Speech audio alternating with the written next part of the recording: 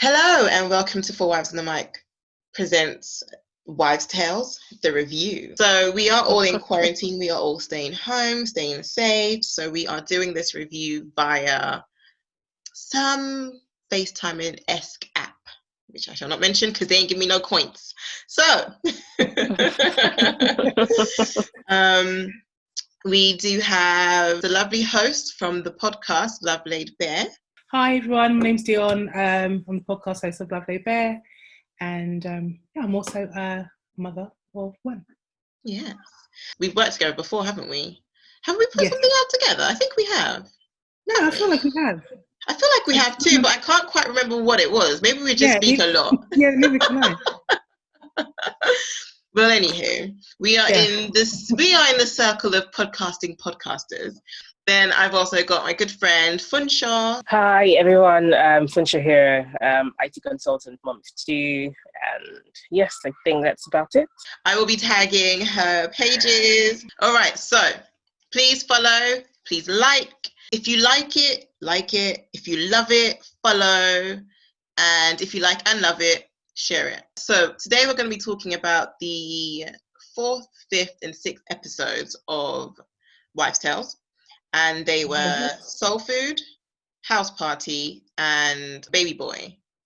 So let's get into it. The first story, number 4, Soul Food. What were your thoughts and, what did you get from the story? Could you relate to the story? For me, it kind of just made me think about all of the people that I know who are currently working on the front line. And I can imagine how hard and stressful it must be, particularly those who have children. So I even had a lady who works for NHS as an intensive ICU nurse. She was on a couple months ago, actually, and I touched base with her recently, and she was literally saying to me, like, I cry on shift, off shift. Yeah. And it's really hard that we're having to make decisions about people's lives, whereas before we would have fought hard for anyone that kind of came by us, but now we're being told who we can save and who we can't save. So that really kind of made me reflect back to the conversation I had with her a couple of weeks ago. And she herself has a son, and we all know how kind of nurse shift patterns work, so it's very hard to be there for your family in the way that you want to be, particularly in a crisis like we have now, because most people just want to be with their families and keep them safe, but where you've got a job to do, we are trying to save other people. I can imagine it must be emotional hell, and how can you not bring work home? But I think what I loved about the story is that I expected it to be a little bit of drama when she got home. Because she pulled up and she sat outside. She was like, I'm just sitting in silence for a bit. And she came in and was met with silence. I was thinking, oh my God, like the husband's really angry. He hasn't got dinner again tonight, kind of thing. And it was actually so nice to hear that kind of like, babe, do you know what? Came home early, in bed, dinner's made. And I can imagine how that must have just literally made her week, Yeah. So that was a really, really nice story. I loved the ending of that. It was really, really good. It was based on a friend of mine. And, I always say how blessed she is because her husband is so in tune with her. He is so in tune with kind of, her ups, her downs, and, they roll with each other. It's like they just get each other so well. And she has moments where he will actually just make her pepper soup because she's Caribbean and, I think I'm getting a bit, shouldn't maybe go into her identity, but they're not of the same culture. And he will often make her, foods that, in an attempt to kind of bridge that gap, he'll make her stuff that she likes just to cheer her up, or some of her favorites. And I just think sometimes it's nice to hear those positive stories because 100%.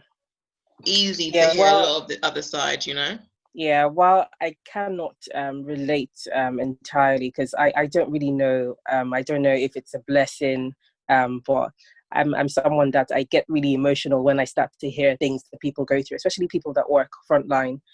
So while I cannot relate specifically to what she was going through, I do understand the importance of you just having someone to be there when you've had a really tough day, and someone to be there that understands that sometimes mums be up as well. That's definitely I could relate to. So yes, I did really enjoy how the story ended, and yeah, the nurses and doctors, all of those on the front lines, they're doing an amazing job now. And your story, that particular story, did portray that, so that was really good. Speaking to her and knowing kind of what she's going through, I just felt I had to dedicate something to her, just to let her know that, you know what, you're being thought of, not just by your husband, but by other people who recognize the hard work that you put in. And I spoke to her at the weekend, and she was just, you could just see she was tired, and her little kids wanted to play with her, and she was just trying to give that energy. And even to me as a friend, she was still trying to hold a conversation, and I could just see she was tired, but she's still trying to be, you know, that person to everybody. And you just have to tip your hat to them, because they're really, really, it's scary. This virus is scary, you know. Yeah, it is. And I think for me as well, like speaking to the NHS nurse that I had on before, because obviously, like you said, Love No Bet is primarily about mental health and, you know, the kind of traumas that we go through. Now, I'm sure the stats were something like 20,000 NHS nurses had left the register within the last 2 years or something like that. Crazy numbers. And I think we all probably heard about the black nurse that committed suicide. I think it was towards the end of last year, because she was overloaded with stress. And I'm kind of like, well, the nurses were already under pressure anyway. And they were, and there were high levels of depression and anxiety already. So what's now going to happen, you know, post coronavirus? Because not even post, during. Because the numbers. I'm kind of thinking like, well, okay, everyone must be kind of almost working on adrenaline right now, and you know, you just got to keep going because you've got lives to save and what have you. But when it comes to the end of it, I'm just concerned about what kind of support. I mean, is anything going to be implemented for them? You know, because all this, the clapping, I think the first time was a nice gesture, but but they need more than clapping. Clapping is, for me, is irrelevant. Yes, I totally agree. They need more than clapping. They need PE. They need better paid jobs. They need a lot more than clapping. Clapping is, like she said, the clapping the first time was a good gesture. Moving on, I think they need to make a lot of changes in relation to how NHS staff are treated in general. But so I'm going to be a little bit biased here, and I'm actually going to now bring in other frontline jobs that are not being mentioned, like the social workers, the occupational therapists. These are other roles that you can't stop doing your job. You know, like think about the numbers for domestic abuse. It has skyrocketed because women or men are now stuck in a situation with their abusers, and there is no escape. You can't go to work, you can't go to school, you know, you can't just say I'm going to go to my friends. You are stuck in that situation. And social workers still have to do their jobs. They still have to do those visits and make sure those kids are not in danger. And it's like they're not even being recognized. They're not even being clapped for, really. No one's thinking about them.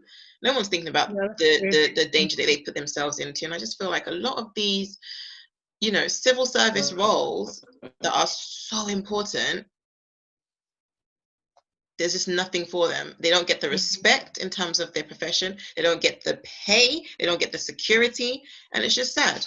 But I think it's worth, but you know, it's worth you actually mention it, because this, like, literally, this is what we are living through right now, and the fact that recording it down as a piece of history is very important. So I just hope that as a community, as a society, we start to do better, and we start to actually look out for ourselves a bit better.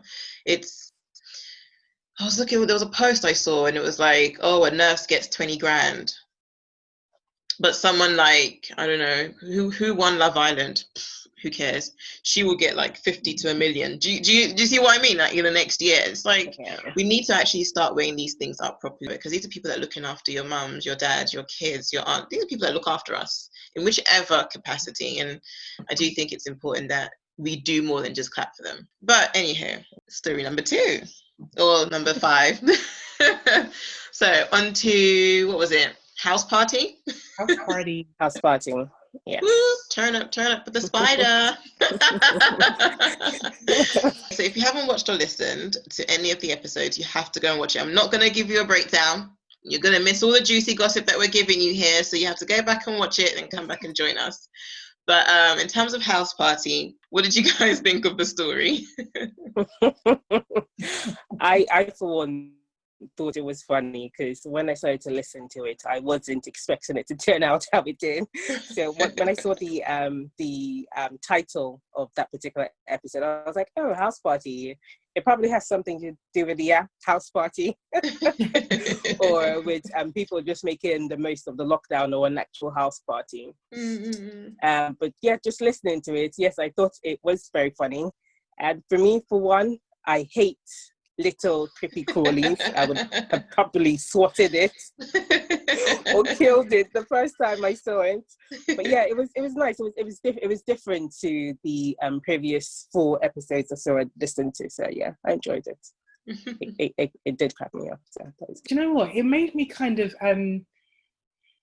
you know, when your partner, husband is around and things like that happen, you're just like, yeah, deal with it. But when it's just you, you're kind of like, right, okay. Because like, for example, like with my daughter, I don't want her to be scared of anything kind of thing. So although I wouldn't say I'm scared of spiders, you don't really need to be in a close vicinity of me. Or you don't need to be in my house. You know, so it's like whenever I'm faced with that situation now, before I had her, I might freak out and do all this stuff. But now I'm like, okay, you have to be a grown-up now and be sensible. Actually, these are things not to be scared of. But I'm going to be honest with you, 9 times out of 10, if I see a spider, the spider will stay where it is, and I'll relocate. Yes. I'm not gonna. John, just touch on what you said earlier, Dion. It made me actually think about my idea of marriage prior to getting married. I honestly thought that every spider, every moth, every little insect that would disturb me or cross my path, my husband would always be there to catch it and kill it and get it. But actually, the lived experience is so different. I've come to realize that you are alone a lot in marriage, and it could be for any reason. So I've found that my husband works a lot. He travels also. So I literally have to deal with these little things myself. I mean, it's just crazy how different the idea of marriage compared to the lived experiences. And I've had to find that when I'm around my daughter and when I'm around my kids, I really have to just shoulder that and just take it on and just, you know what, be strong, because I can't let her see that I'm scared. That, no way. She is not allowed to see that I'm scared, because I don't want her to then get scared, you know? So this is it. If I'm honest with you, like right in the story, I thought to myself, I know for a fact that I wouldn't want my little one to see me scared, or I hate with a passion creepy crawlies. Whatever size it is, it freaks me out. I just don't want to know. Yeah. And I will leave the room. You can have the space. Yeah. Deep. I got other rooms. Yeah, this is it. So knock yourself out. I would say definitely that would have been traumatic for me. I see if I see anything, a spider, a roach. I've never seen a roach here, thank God. Anything, I'll kill it immediately. And I think my little one, she's seen me a few times now. So she sees a fly, she runs, she grabs this particular jackets and she tries to get them as well, which is a bit bad because my son will probably run away. And she's now in the room. It's funny though, because like on the point of like spiders and flies and stuff. So although I've never shown my daughter that I'm scared of anything, when she goes to my mum and dad's, I don't know what happens there, because she, like, I don't know what they do, but she comes back and she's like, "Mum, there's a fly. We need to kill it." And I'm like, "No, because we don't kill God's creatures." And she's like, "Well, Grandy," she calls my dad Grandy. "Well, Grandy killed the fly, Mama, so you need to kill that fly." And I'm like, okay. On to the third story. The third story. Third story was Baby Boy. So that was released just this week gone. What were your thoughts on Baby Boy? Well, I loved, because the thing is, so my background is Jamaican and I can't do a Jamaican accent. I love the fact that you could interchange between accents so fluidly. So that was amazing. I was quite surprised about that. Well, thanks. You know, as I listened to that story, I just thanked God that I never had that problem with my mother-in-law. Like I never, you know, the whole mother-in-law from hell thing. This was not my experience at all. You know, and to have your mother-in-law on your wedding day talking about, oh yeah, you know, no woman, no wife, nobody's gonna come into me, myself. You know, no disrespect, but you have some serious attachment issues. Yes, What does the Bible say about? The Bible say something along the lines of, I'm paraphrasing here, but it's something along the lines of, you know, a man leaves his mother and father and gets a wife. Yes, yeah. Mm-hmm. So, at what point were you not listening in that section? you know what I mean? Well, in all fairness to that mother-in-law, she might not have been Christian. I didn't give her religion. Fair enough. Okay. By the end of the day, you know, regardless, you know.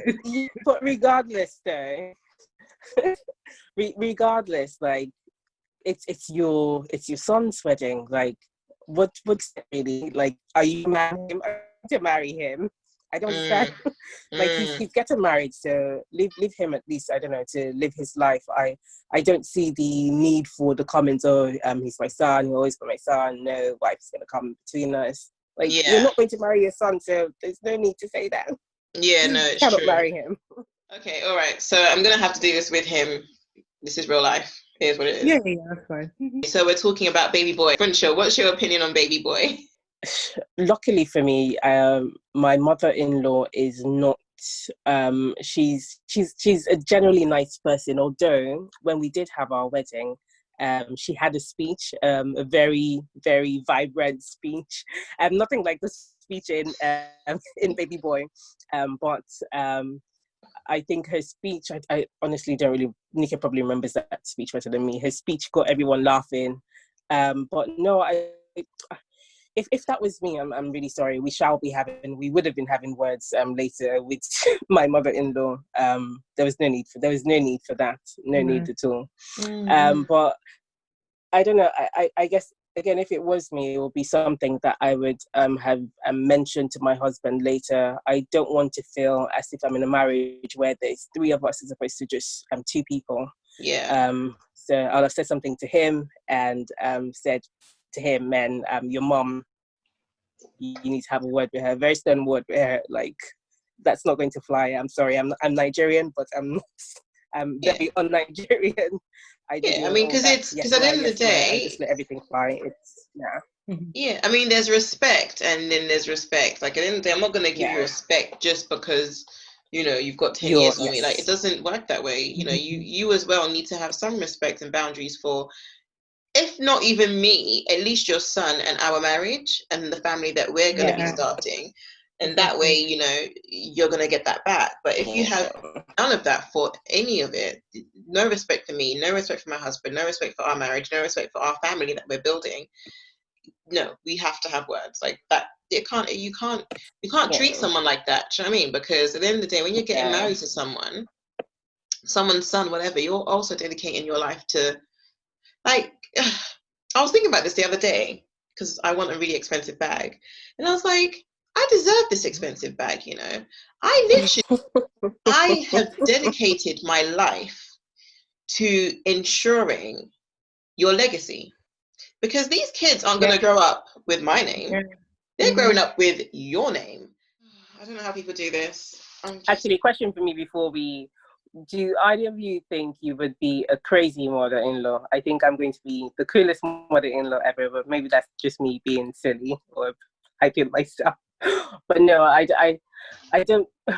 I know someone, so personally, my family and my sister, she has the craziest mother-in-law. Like, her mother-in-law is just really mean, and she's probably the type of person that would have said that and more in my sister's wedding, but she didn't.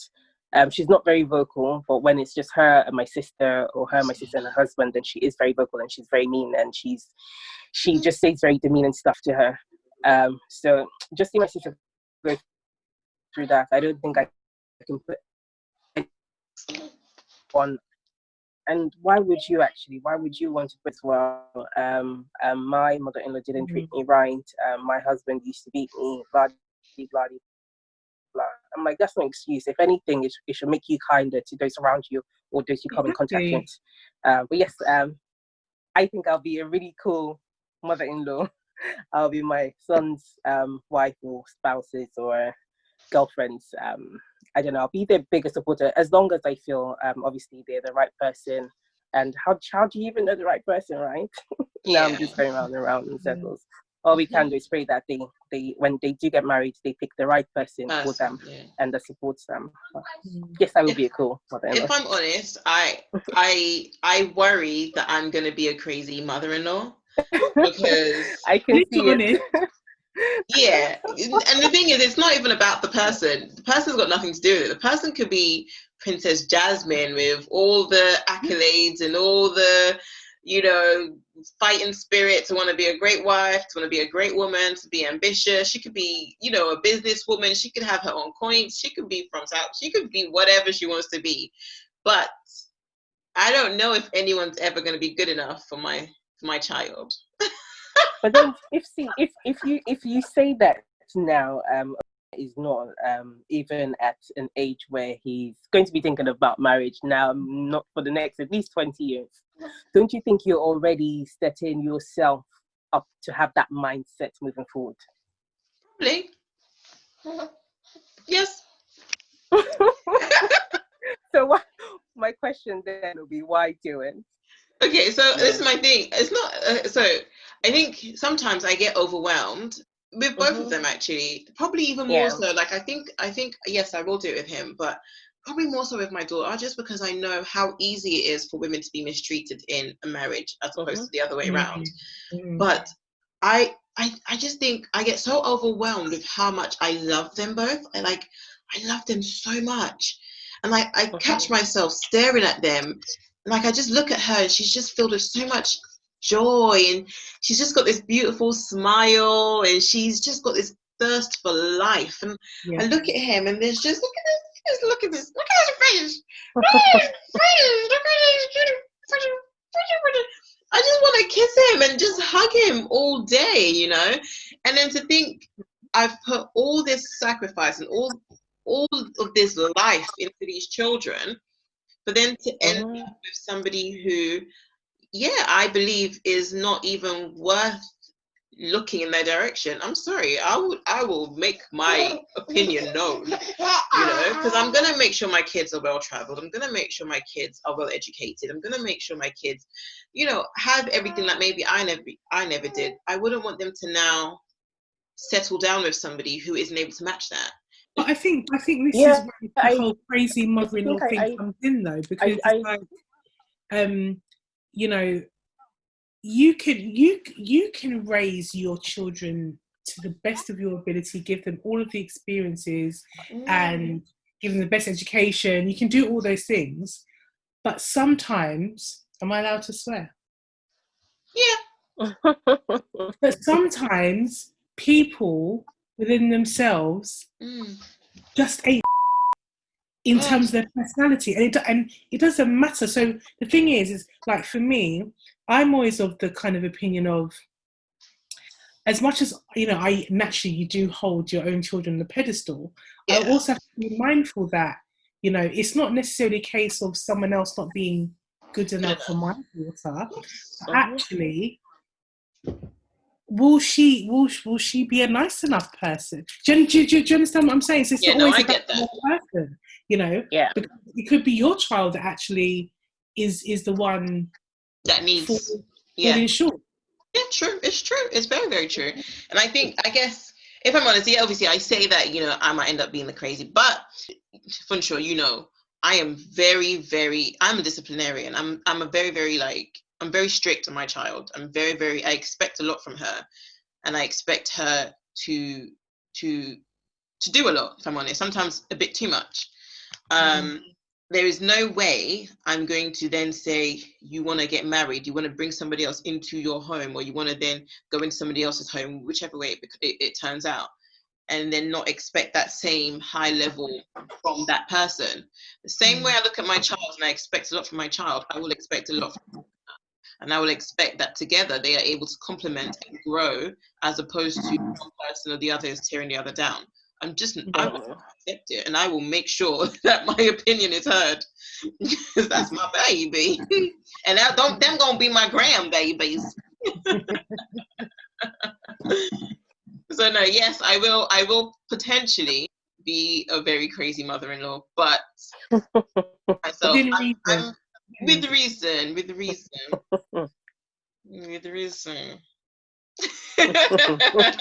Nika doesn't say that very convincingly. See what happens in the next 25 years. So I just pray that we shall play back this episode. Yes. Oh, yes, sir. I'll listen to you back. I'll see what my young, youthful self said, you know. But no, thank you so much, you guys, for, you know, joining in the conversation. I hope you guys had fun. Yeah, definitely. Yes, we did. I'd love to come back on again. So yeah, let me know. Yes. So yeah, no, thank you so much for joining the conversation. Thank you for watching. I really appreciate it. And everybody out there, thank you as well. Wait, which camera am I looking at? I've got to. Thank you as well for watching and listening. And if you would like to be on the next, what should we call it? The review. If you'd like to be on the next review chit chat, then please do send me a little message. You can email me. My email contact is on the Instagram page, or you can send me a DM on Instagram, and we can make it happen. Yeah. So what else is there? Any last words, lady? I would just say to everybody, continue to look after yourselves. If you've lost anybody as a result of coronavirus, otherwise, you know, send in condolences and send in your strength. Yeah. Funsho? Me, until next time, I guess stay safe, everyone. Yes. Thank you again for joining in. I will add everybody's Instagram handles and further information in the description box, so you can. No, you can. I'm asking you, please go and. It's not if you can. No, go and follow. Go and like. Go and check out everyone's pages. It's cute. It's lovely, and it's good for you. It's nutrition. So everyone, during this time, please stay safe, stay indoors, and wash your hands, everybody. Until next time, bye. Bye. Is